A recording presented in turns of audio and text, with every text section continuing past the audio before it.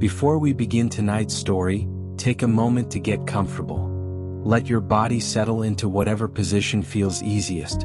Let the day loosen its grip on you, and allow your attention to drift gently toward the sound of this voice. If you enjoy calm, deeply researched stories about ancient civilizations, humanity, and the forgotten paths that shaped our world, I invite you to like this video, share it with someone who enjoys falling asleep to history, and subscribe to History for Sleep. Every like, every comment, and every subscription helps this channel reach more people who are looking for quiet knowledge instead of noise.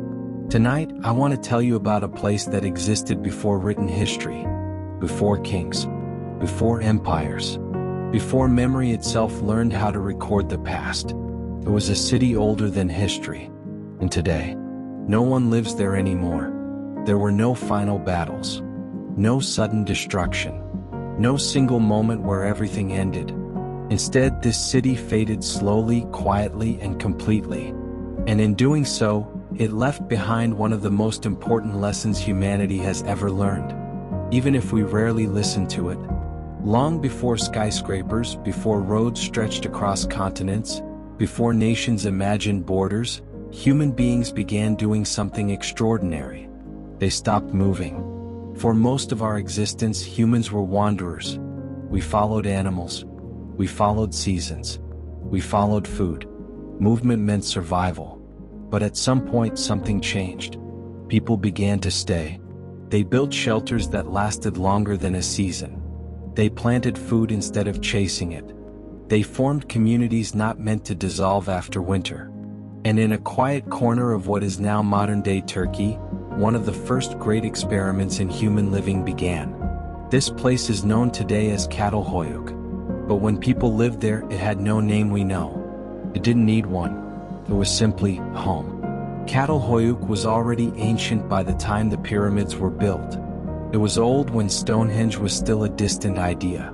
It existed at a time when the world was quieter, slower, and far less crowded.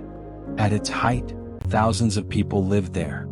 Not in palaces, not behind walls, but in a dense, tightly packed community where homes were built directly against one another.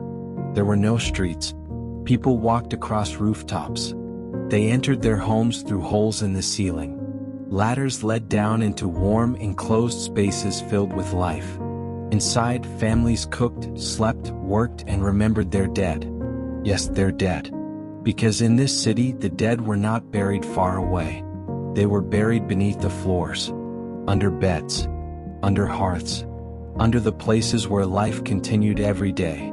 Ancestors remained part of the home, not as ghosts, but as memory. The people of Çatalhöyük painted their walls. They painted animals they hunted. They painted abstract shapes we still do not fully understand. They painted hands reaching out, symbols repeating across generations. They were not primitive. They were intentional. They understood their world deeply, the seasons, the land, the animals, the fragile balance that kept them alive. And for centuries, it worked. The city grew. Generations were born and died without ever knowing a different way of life. Children climbed the same rooftops their grandparents once walked across. Families cooked meals in the same places where ancestors had cooked long before. Time moved differently here. Slowly, gently. But even the oldest cities cannot escape change. As the population grew, the land around Çatalhöyük began to feel the strain. Forests were cut back for fuel and building. Animals were hunted more frequently. Fields were worked harder, season after season. The soil began to thin. Floods became less predictable. Resources that once felt endless began to require more effort. And quietly, almost imperceptibly, life became harder. Not overnight, not dramatically, just gradually. People adapted as humans always do. They changed their diets. They altered their homes. They adjusted their routines. But adaptation has limits. And over time, the balance that once sustained the city began to slip. Then, slowly, people began to leave.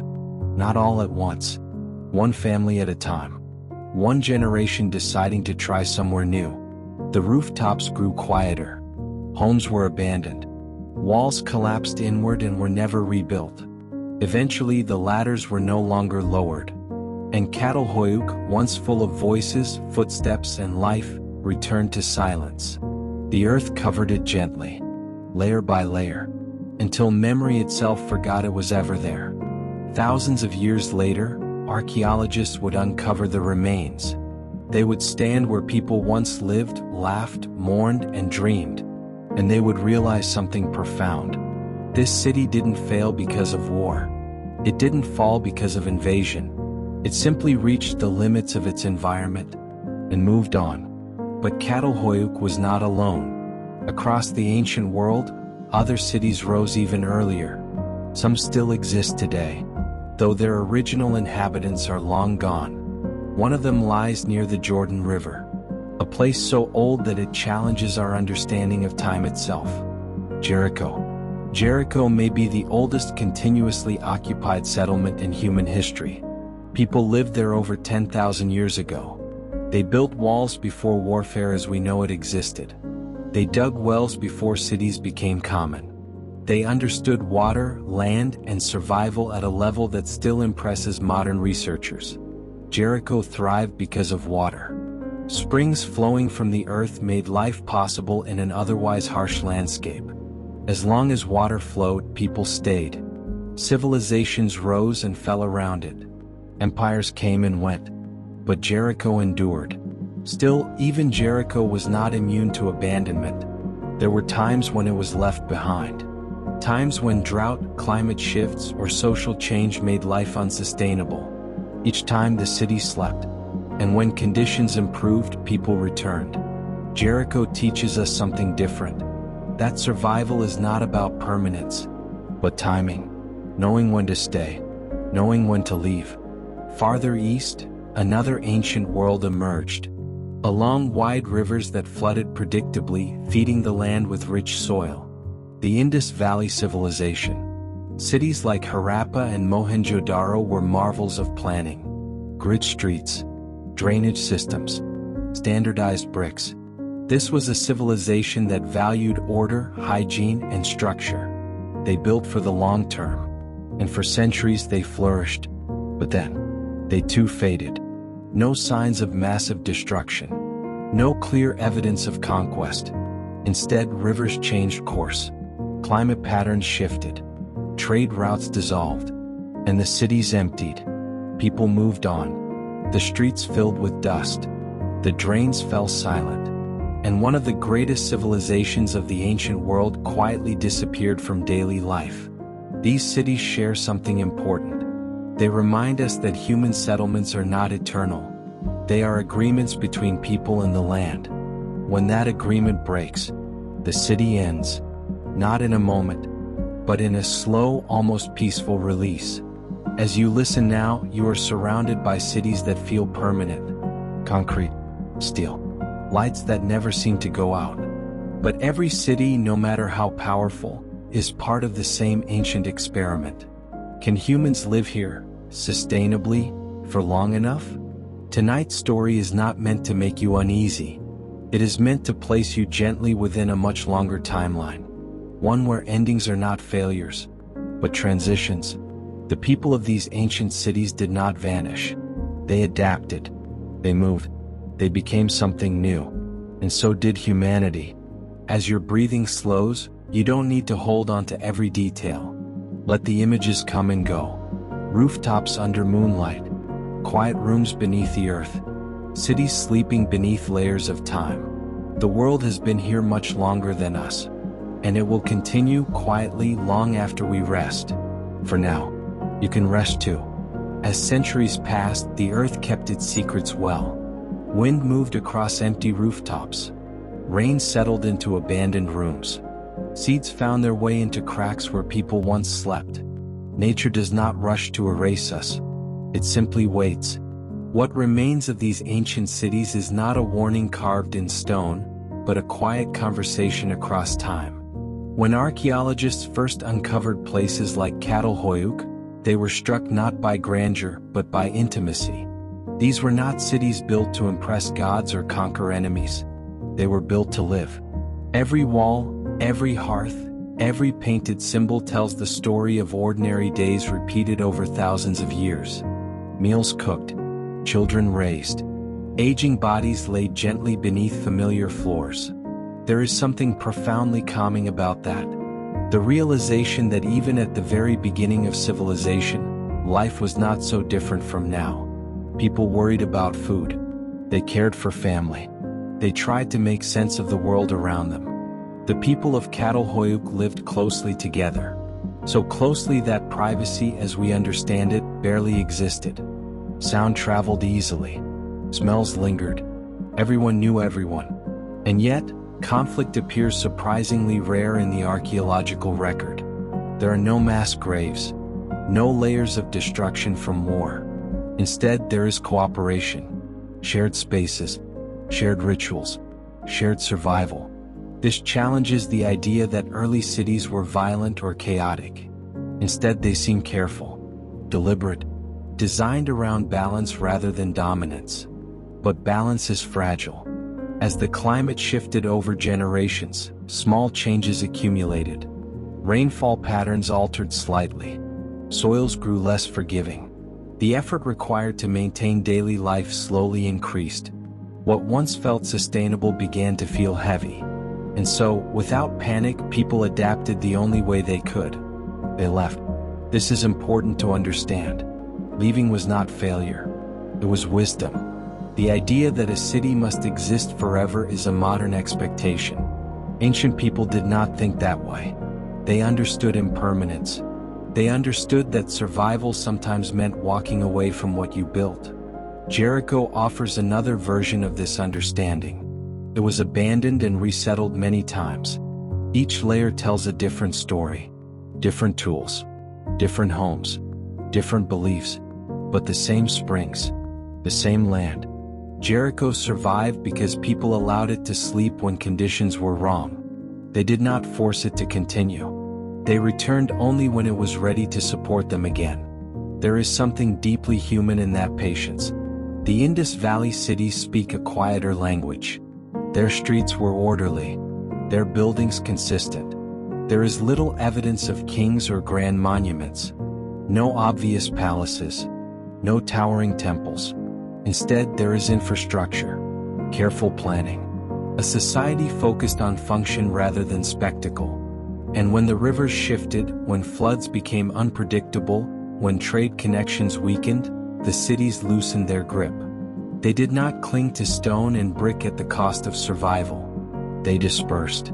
Small communities replacing large ones. Life continuing just differently.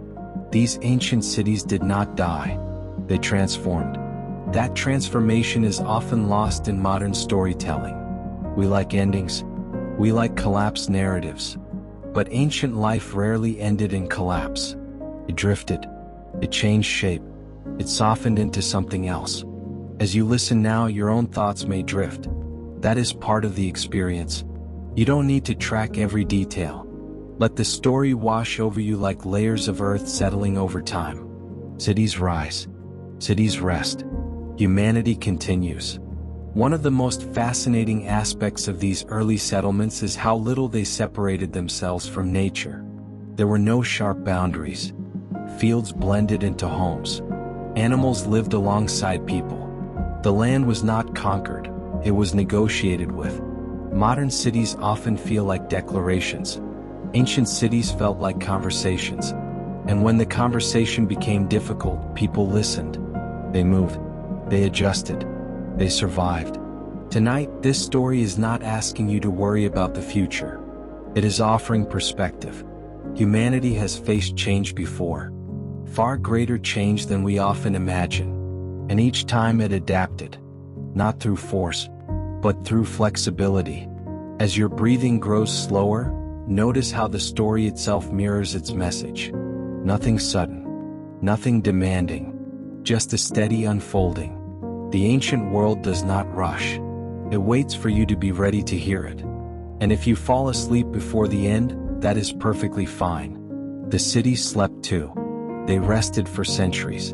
And when people were ready, they were rediscovered. Quietly. Gently. Without urgency. The earth still holds countless stories like this. Cities older than memory. Lives lived without written records. Choices made without knowing they would echo thousands of years into the future. You are part of that same long story. A brief moment in a timeline that stretches far beyond any single place. For now, you can let that thought settle. You don't need to solve anything. You don't need to hold on tightly. The ancient cities teach us that letting go is sometimes the most human thing we can do. As the layers of time settled over these ancient places, they did not disappear so much as they waited. Waiting is something the land does well. Grass grows where walls once stood. Animals pass through spaces that were once homes. Rain smooths sharp edges into soft curves. Over thousands of years, even memory becomes part of the soil. When modern humans finally uncovered these cities, they did not find ruins frozen in catastrophe. They found calm. They found continuity. They found evidence that life had simply moved elsewhere. This realization changes the way we think about civilization. It suggests that the measure of success is not how long a city stands, but how well its people adapt when standing still is no longer possible. At Çatalhöyük, the absence of streets tells us something important. Movement happened above, across rooftops, under open sky. Life was shared. There was no clear division between public and private, between individual and community. That closeness may have been a strength. Shared responsibility, shared resources, shared awareness of change. When conditions shifted, the entire community felt it. No one was insulated. No one could pretend things were the same. This awareness likely made leaving easier, not emotionally, but collectively.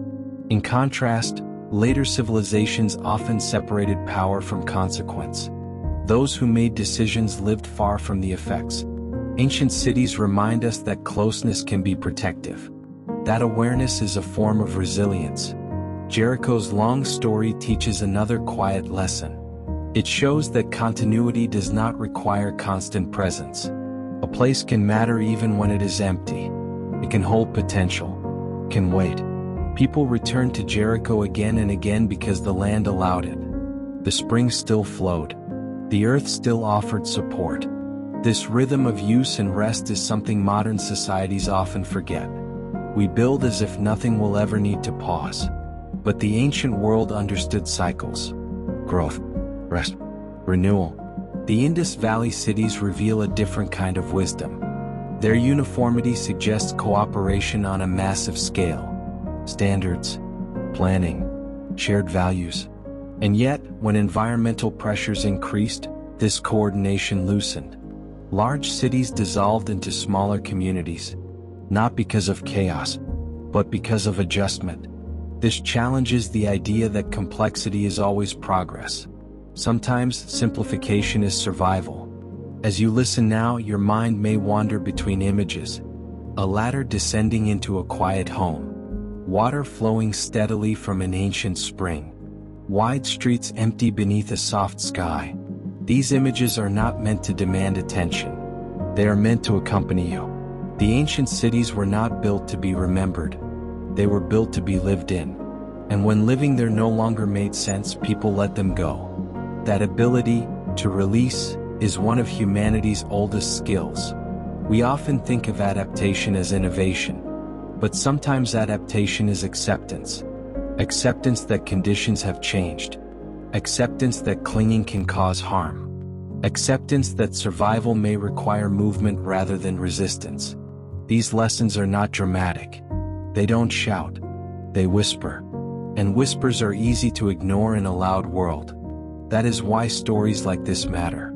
They slow us down. They widen our sense of time. They remind us that humanity has faced uncertainty before, and found quiet ways through it.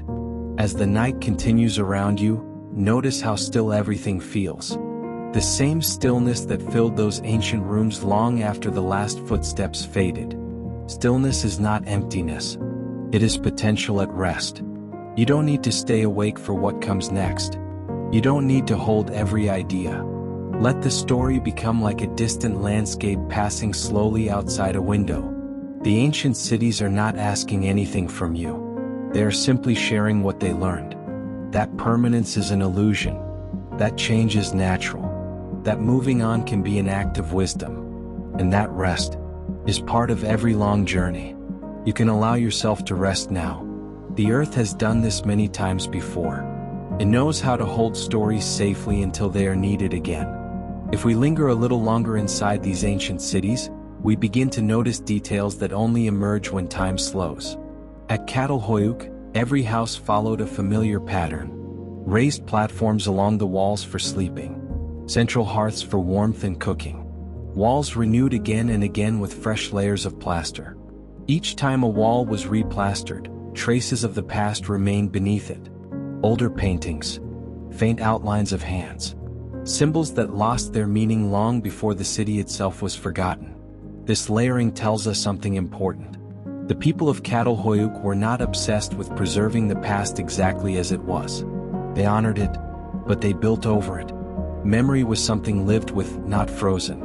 Beneath the floors the ancestors rested. Skulls carefully removed, decorated, and sometimes displayed. Not as something frightening, but as something familiar. Death was not distant here. It was woven into daily life. Children grew up knowing exactly where their grandparents lay. Life and death shared the same space. This closeness may have shaped how these people understood time. Not as a straight line, but as a cycle. Birth, living, dying, returning to the earth. When a city built on that understanding reaches its limits, leaving does not feel like an ending. It feels like another cycle beginning. The land around Çatalhöyük changed slowly. River paths shifted. Marshes expanded and contracted. Fields that once produced reliable harvests became unpredictable. No single year would have felt catastrophic. But over generations, patterns emerged. More effort for the same reward. Longer hours. Greater uncertainty. These changes would have been discussed quietly, around hearths, during shared meals, in the presence of elders who remembered easier times. There is no evidence of panic. No sign of desperate fortification. Just gradual movement. Families trying new locations. Small groups settling farther away. The city thinning rather than breaking. This is an important distinction. Civilizations often do not collapse. They disperse. And dispersal is harder to notice in the archaeological record. It leaves fewer dramatic traces. Jericho, by contrast, left many layers. Walls built and rebuilt. Homes rising and falling with the rhythm of the springs.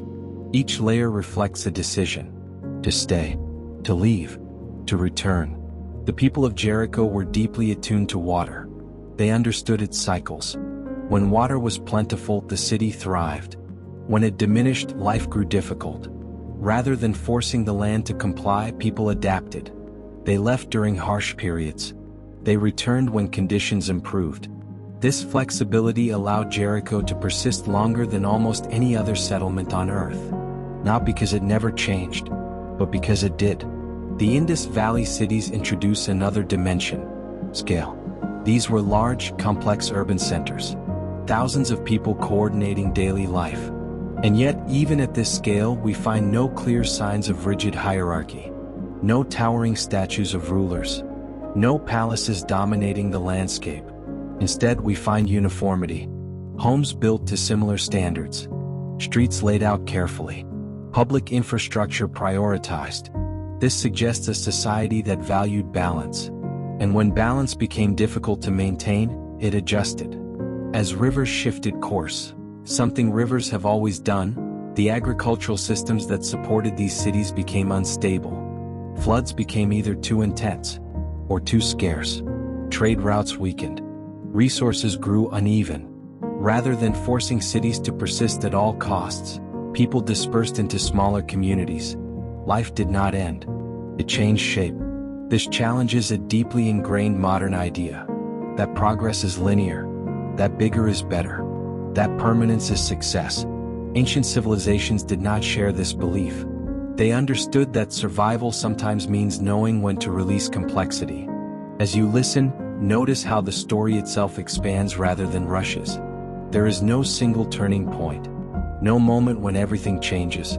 just accumulation. Small shifts adding up over time. This is how real change happens. And it is how these ancient cities slowly became places of memory rather than habitation. Long after the last residents left, the land continued its work. Structures softened, sharp edges rounded, walls collapsed inward, protecting what lay beneath. The cities were not destroyed. They were preserved, hidden just enough to wait. When modern people finally uncovered them, it was not with celebration. It was with quiet awe, a recognition that humanity had been here before, thinking, building, adapting, and moving on. There is something grounding about that realization. It places our own lives into a much larger rhythm, one where beginnings and endings are not opposites, but neighbors. As the night continues, you don't need to track where the story is going. We'll take its time, just as the ancient world did. To truly understand why these cities no longer hold people, it helps to imagine an ordinary day within them. Not a moment of crisis, not a turning point, just a morning like any other. In Çatalhöyük, daylight would have arrived softly. There were no streets to echo sound. Movement happened above, across rooftops warmed by the sun. A person would emerge from their home through the roof, stepping into open air. Neighbors already awake. Smoke rising from nearby openings. Life unfolding without urgency. Inside the homes, walls reflected firelight. Painted scenes of animals, shapes, and patterns faded by time and renewal. These were not decorations for outsiders. They were reminders of hunts, of seasons, of forces larger than the individual. Religion, if we can call it that, was embedded in daily life. There were no towering temples separating sacred from ordinary. The sacred lived in the walls, in the floors, in the presence of ancestors beneath sleeping platforms. This closeness may have made people more aware of change. When crops struggled, everyone noticed. When animals migrated differently, everyone felt it. There was no distance between cause and effect. In Jericho, mornings revolved around water. Springs dictated rhythm. People gathered, exchanged information, measured abundance or scarcity by feel rather than numbers. Water levels spoke clearly. A slight drop meant caution. A strong flow meant stability. This sensitivity created a culture of observation.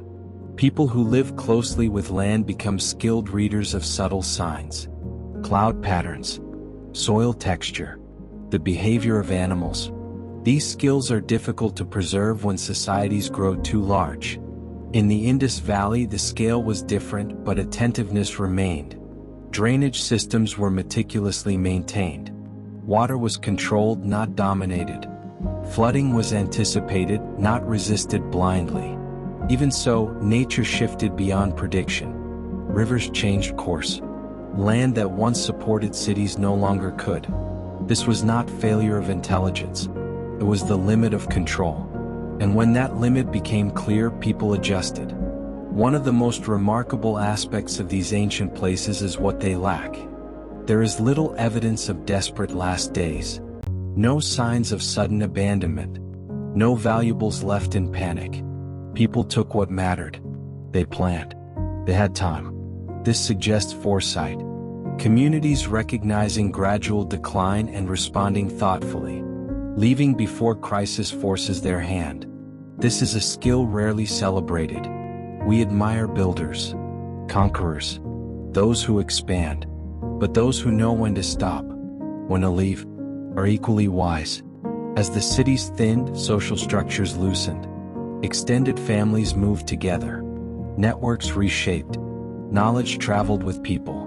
Farming techniques, tool-making skills, stories, songs. The city did not vanish. It diffused, carried outward into new places. The land that once held dense populations became quiet, but not empty. Animals returned. Vegetation changed. The earth began to cover what remained. Over generations, memory faded. Children grew up without knowing these cities had ever existed. Not because the knowledge was lost violently, but because it no longer mattered for survival. This is another difficult idea for modern minds. that forgetting can be natural. Not everything must be remembered forever. Some knowledge belongs to its time. And when conditions change, so do the stories we carry. As you listen now, your own thoughts may drift between past and present. That is expected. The ancient world does not demand focus. It allows wandering. These cities were not monuments. They were homes. And homes are meant to be lived in, not preserved. What remains now are impressions, patterns, lessons without instruction. The quiet understanding that humanity has always lived on the edge of change. And that adaptability, not permanence, is what carries us forward. This story will continue to unfold slowly. We will spend more time inside belief systems, daily labor, seasonal rhythms, and the long, patient relationship between people and land. There is no rush. Time stretches easily here. As seasons passed through these ancient cities, time was not measured in numbers. It was felt. In the weight of heat during long summers. In the softness of winter light. In the smell of damp earth after rain. At Çatalhöyük, the year unfolded through repetition. Planting, waiting, harvesting, rest. These rhythms shaped the body as much as the mind. People woke when light arrived. They slept when darkness settled. There was little separation between work and life. Daily labor was not something escaped from at the end of the day. It was simply part of being alive. Grinding grain, repairing tools, caring for animals. None of it was hurried. Haste wastes energy, and energy was precious. Children learned by watching. There were no classrooms.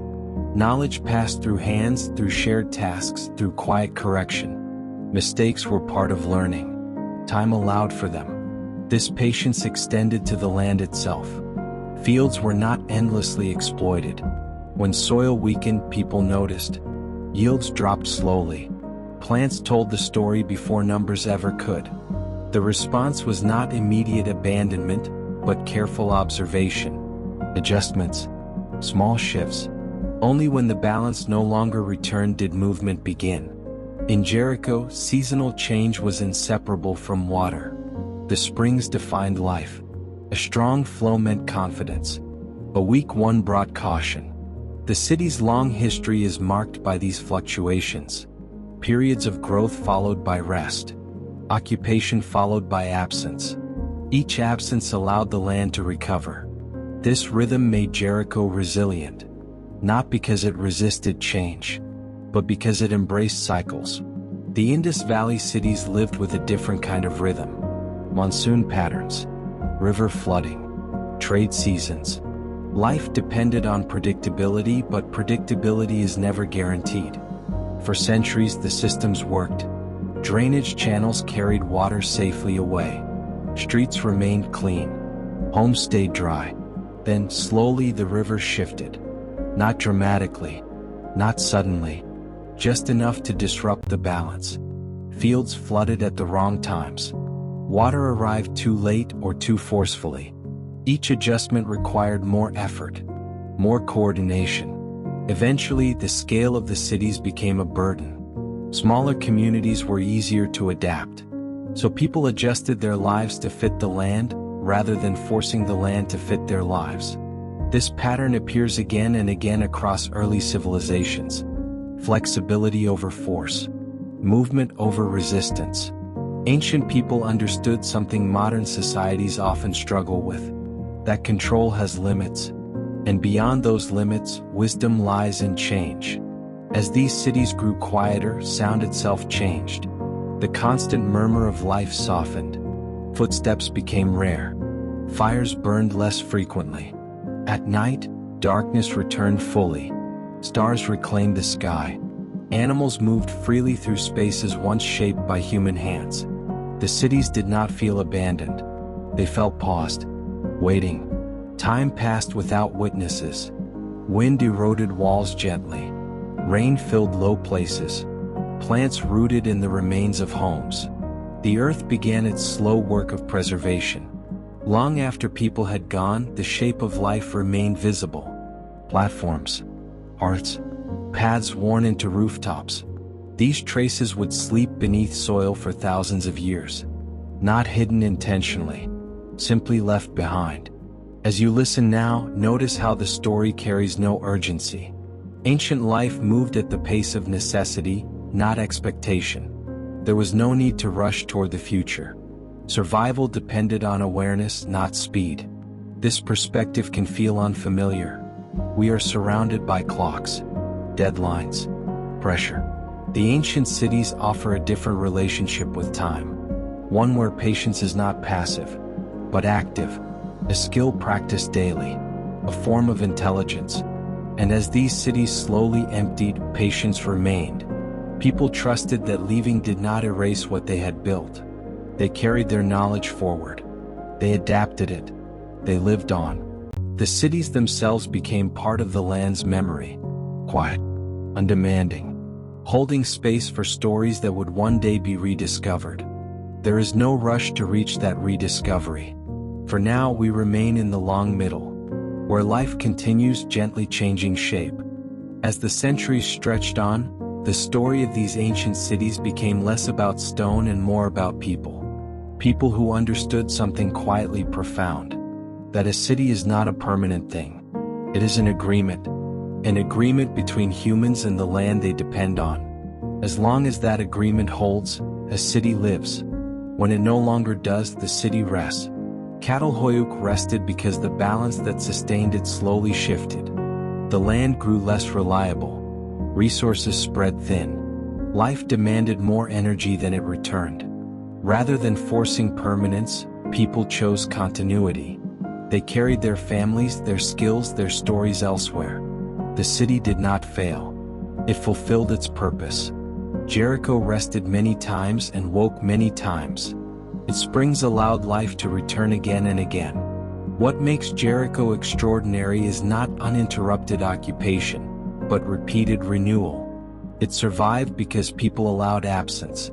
They understood that leaving was not abandonment. It was care. The Indus Valley cities rested when complexity became fragile, when rivers refused to behave, when systems designed for stability required constant effort to maintain. People simplified their lives. They chose flexibility over density, mobility over monumentality. The cities emptied not through disaster, but through decision. And here is the answer that ties them all together. No one lives in these cities anymore because ancient people did not believe cities deserved to outlive the conditions that made them possible. They believed people mattered more than places. This is the difference between ancient and modern thinking. We try to preserve cities at all costs. Ancient civilizations preserved life. When land no longer supported dense settlement, they adapted. They did not cling to walls. They did not fight the earth. They listened. Over time, memory faded. Children grew up elsewhere. Stories shifted. The cities became quiet. Soil covered floors. Grass softened rooftops. Animals passed through rooms where families once slept. The land did not erase the cities. It protected them. That protection is why we can still find them today. These places survived because they were allowed to sleep. And when modern humans uncovered them, what we found was not tragedy. It was restraint, wisdom, a long, patient understanding of impermanence. These cities remind us that humanity has always known how to let go. That survival does not always look like resistance. Sometimes it looks like walking away calmly, together, without fear. As you rest now, consider how gentle that idea is. That nothing must last forever to matter. That meaning does not require permanence. That rest is part of every long story. The ancient cities are not warnings. They are teachers. They show us that humanity has endured not because it built endlessly, but because it adapted, because it listened, because it knew when to move. And now, just as those cities did, this story can rest. If you enjoyed traveling through deep time with me tonight, take a moment to like this video, share it with someone who enjoys calm history, and subscribe to History for Sleep so you can continue exploring humanity's quiet past together. You don't need to stay awake any longer. The cities are resting, and you can too.